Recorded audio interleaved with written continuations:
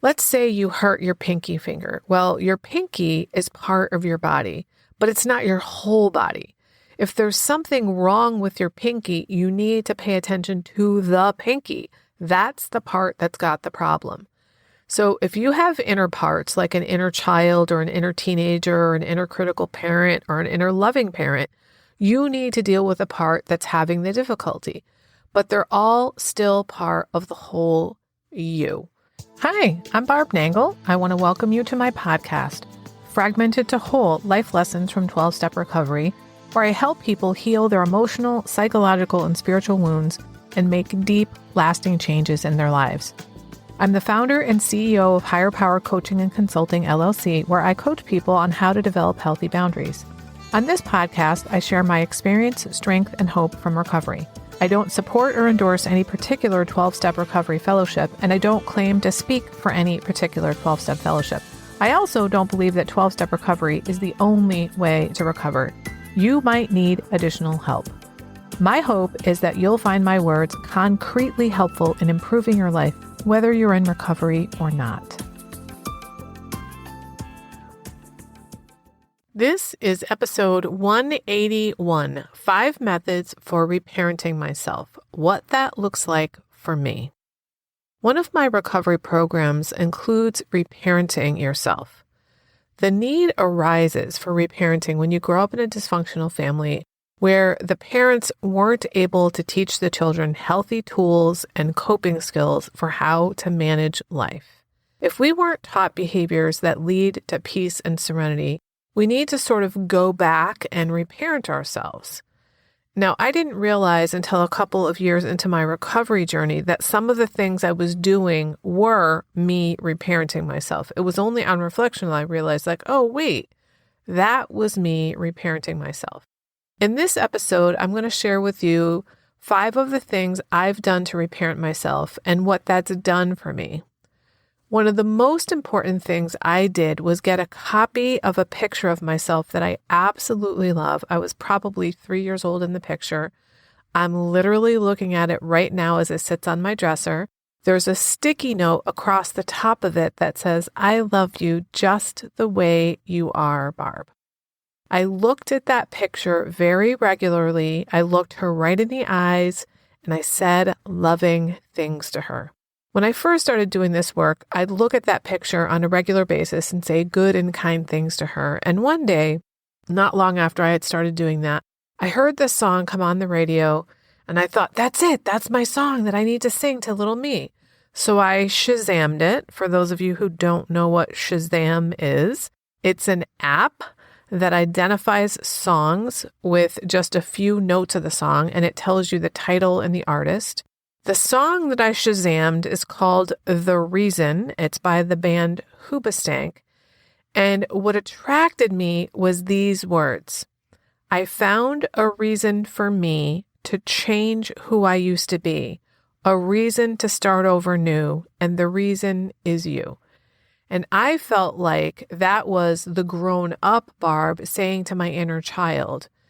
And I just sort of organically came up with a process whereby every morning I'd play that song on YouTube and I'd sing it along with the video while looking at that photo. Side note, the video for that song is crazy. It sounds like it's a song from One Lover to Another. But what's depicted in the official video is some kind of bank robbery. So don't watch that one. Just listen to the words. I've actually put a link to that in the show notes, and I put a link to the one with just the words. Anyway, not long after that, I also came across the song Second Chance by Shinedown. So I added that song every morning. And the way I thought about that song was it was me singing it to my parents.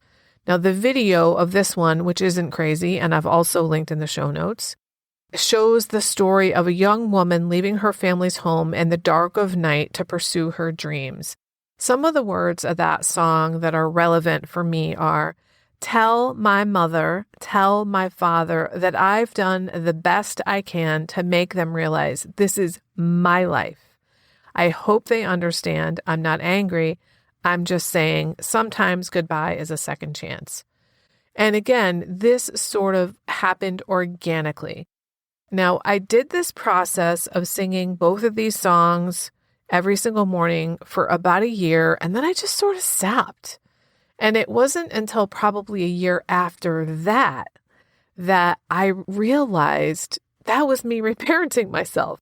I was stepping up for my inner child and letting her know on a daily basis, I know I've abandoned you repeatedly over the years, but I'm not going to do that anymore. As well as acknowledging to my parents, I'm taking over now. I'm now in charge of my life, and I'm not going to hold you responsible any longer. I also did mirror work. This is where I looked myself in the eyes in the mirror and said, I love you just the way you are, Barb. Now, I didn't believe it or mean it when I started doing it.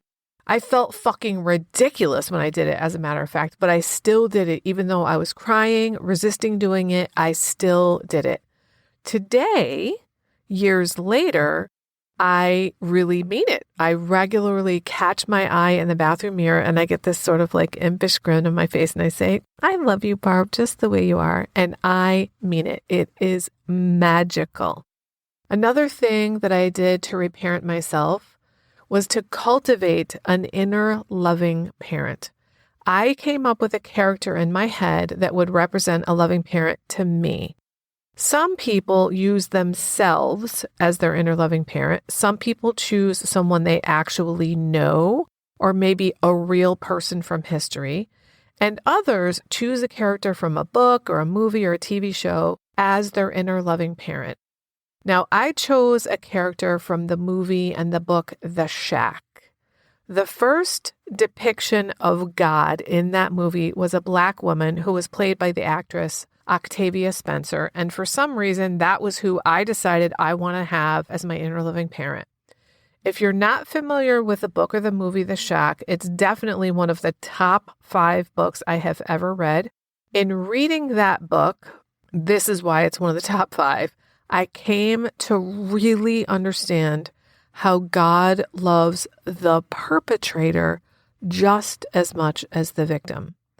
Now, it's a disturbing story because some really horrendous shit happens.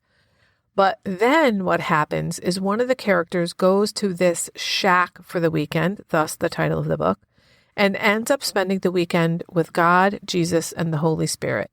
And in that weekend, the first depiction of God is a Black woman. And I decided that's who I want as my inner loving parent. I think it was because of the way she was portrayed in the movie. And I call my inner loving parent Big Mama, and here's why. Years ago, I worked on a college access program, and we would sometimes video record the people who were facilitating the group with the students. They were facilitating our curriculum. And one of the recordings that I watched was of one of my colleagues who was doing a workshop with the adolescents that was really powerful for me. And one of the things she did was talk about her extended family.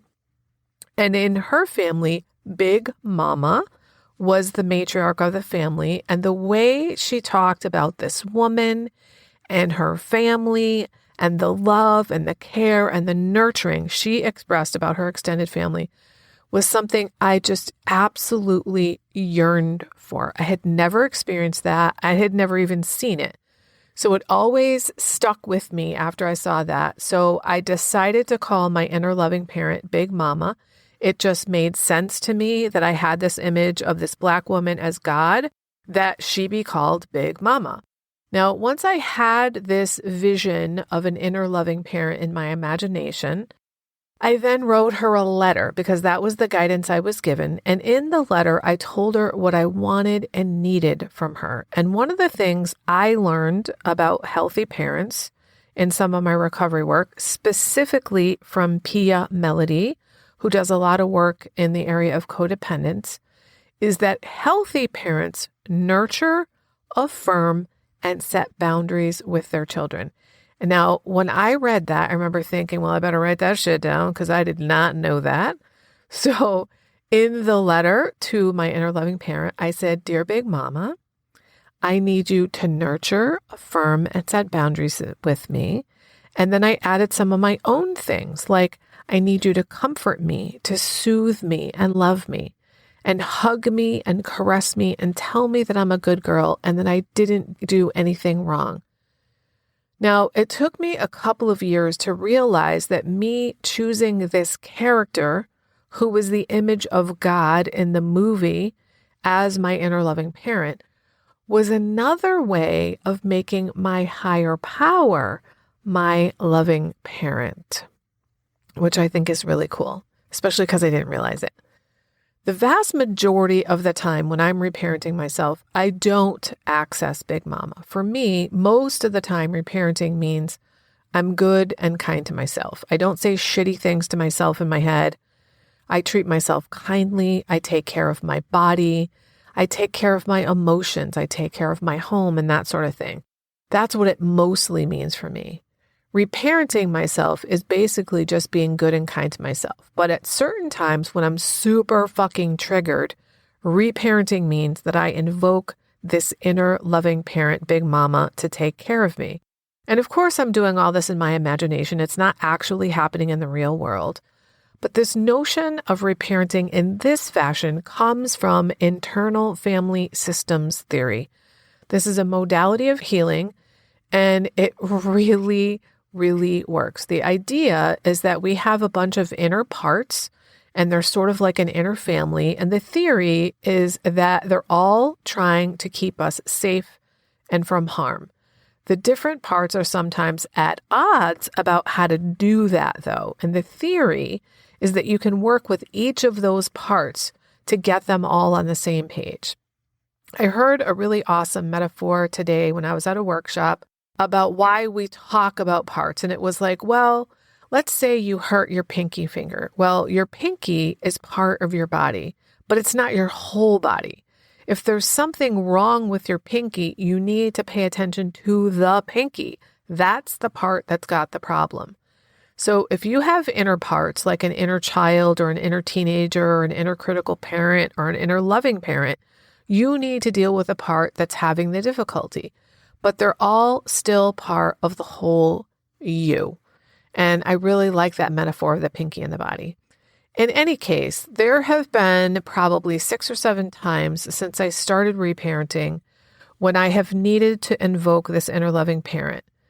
It's when I've been super fucking triggered, and when that's happened, I've imagined that I'm little and Big Mama is big, and she is holding me and loving me and nurturing me and affirming me and caressing me. And I cannot fucking tell you how important it has been. At the times that I've done it, it's just been astonishing. One of my friends in recovery has as their inner loving parents, Mr. Rogers and Big Bird. Can you imagine having that amazing pair as your inner loving parents? Whoever you need is who you should use. I have another friend in recovery whose inner loving parent is Jed Clampett from the Beverly Hillbillies TV show from the 60s. He wanted Jed because Jed always had a shotgun, and this friend had a particularly violent childhood where he did not feel safe at all. And he wanted a loving parent who was literally going to protect him. So whatever you need to feel safe, love, protected, and whatever else you needed but didn't get as a kid, that's what will guide you in choosing an inner loving parent. Some of the other things I've done to reparent myself have been to get in touch with my inner child by doing non-dominant handwriting. I'm right-handed, which means I write with my right hand, so my non-dominant hand is my left hand.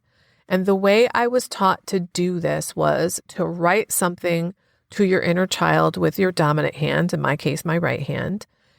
And you start by interacting like you would with a real child. So maybe by saying, hey, it's good to meet you. You wouldn't just plunge in and say, tell me your deepest, darkest secrets. Just start casually to get acquainted. And then you respond by writing with your non-dominant hand. For me, it's my left hand that I'm responding with for my inner child. Now, what I've learned is that if you write with a crayon with your non-dominant hand, it brings you even more deeply into your inner child. And it's astonishing what happens. There's stuff that has come out of me in this non-dominant handwriting exercise. I've probably done it 10 times, and I would say probably 7 of the 10 times something really profound has come out, and maybe 3 times it's been like whatever, just kind of mundane shit. But it's kind of astonishing that I'm the same person. Those are both of my hands. They're mine. But something about writing with a non-dominant hand allows you to tap into the young parts of yourself. I don't know how to explain that. I'm not a psychologist, but it taps into something real, and it gives me messages that actually help me. Some of the other things that I've done is that I've gotten other things from my childhood in addition to my little kid pictures. One thing I have on my altar/top of dresser is the Raggedy Ann doll that my mom made for me. I also saw a book online one time last year that we had when I was a kid. It's called Who's a Pest? So I bought it just for the memory. I have it on my bookshelf and I can see it from my bed. Just seeing that book that was so familiar as a child brings me some kind of comfort. I also had these little teeny tiny dolls when I was little that are called Little Kittle Cologne dolls that I just love. I had 3 of them. So I found them on eBay and I bought the one that's called the Lily of the Valley doll. And I was super excited to open it and smell the smell of the Lily of the Valley, but it smelled like plastic. So I was disappointed. And so I bought a Lily of the Valley essential oil and put a drop of it on the doll. And it smelled like the perfect combination of plastic and Lily of the Valley and really brought me back. Now, I'm not sure why doing these particular things with the memories from childhood, the toys and such, help me. I'm not sure why or how it works, but perhaps it's because I've done so much in recovery to wade through all of the shit of my life that it's nice to bring forward these really wonderful memories. And it helps tremendously to do so using multiple senses, to have something tangible like a doll or a book or a scented doll is somehow very comforting. Now, these are just some of the strategies you can use to reparent yourself. These are the ones I've personally done that have worked for me. And a couple of things that have helped me to do all these things without feeling all weird about it is that I'm in recovery with others who have done the same things and they've worked for them. So I've got people doing the same thing as me. And then I've also grown to care so much less what other people think of me. If I'm doing something that's helping me to heal and to be a better person and it's not hurting anyone else, then fuck what other people think. So here's a recap of the things that I've personally done to reparent myself. One is I got a picture of myself when I was little. It's my favorite picture of me. I look at it often and I say loving things to the picture. And I really look at it. I don't look at it in detail as much now as I used to, but I still look at it regularly. 2, I did mirror work. This was super important. It felt really weird and awkward. Just do it anyway. 3, I cultivated an inner loving parent.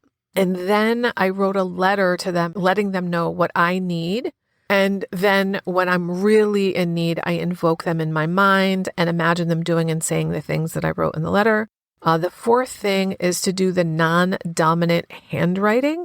And the 5th is to get your hands on some items from your childhood, whether they're your actual items, like my Raggedy Ann doll, or similar items like the book and the doll I ordered online. Maybe you had a beloved toy that got destroyed in a fight in your family, or maybe somebody gave your shit away to somebody else. Well, perhaps you can get one of those same things online as a way to soothe your inner child in ways that you weren't soothed in your actual family. I've done all of these things, but the main way that I reparent myself is that I'm good to myself and I'm kind to myself. I take care of myself.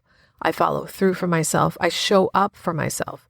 I take care of my physical body, my home, my finances, my emotions. I set healthy boundaries with myself, and I set healthy boundaries with others. You can make the reparenting process as simple or as complex as necessary. It's about you and what you need. I was recently reminded by a friend that when I first started recovery, I didn't feel lovable. I almost can't believe that I used to feel that way and that I kind of forgot something so profound because I truly love myself now. And I want that for everybody. If you don't love yourself, there's literally nothing that can make up for that.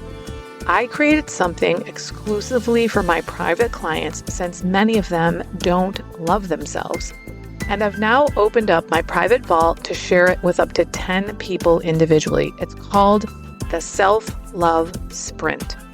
You'll grow to love yourself and truly feel worthy so you can stop saying yes when you really want to say no, stop neglecting yourself and putting everyone else first, stop saying all kinds of nasty shit to yourself. That is not what people who love themselves and feel deserving do. You'll stop being afraid that others will think that you're selfish for taking time to care for yourself. This is also for you if you don't really know who you are because you've always been such a fucking chameleon. Go to higherpowercc.com/love sprint. Remember, I'm only offering 10 of these, so don't wait. If you like this podcast, and I'm guessing you did or you wouldn't still be listening, then you're gonna love the other things I have to offer. If you'd love pre-released podcast scripts and episodes before anyone else gets them, or if you'd love access to content from my private vault that I developed exclusively for my private clients, which is like having a work session with me without me actually being there, go to patreon.com/higherpowercoaching. There are 3 tiers ranging from as low as $4 up to $24 a month.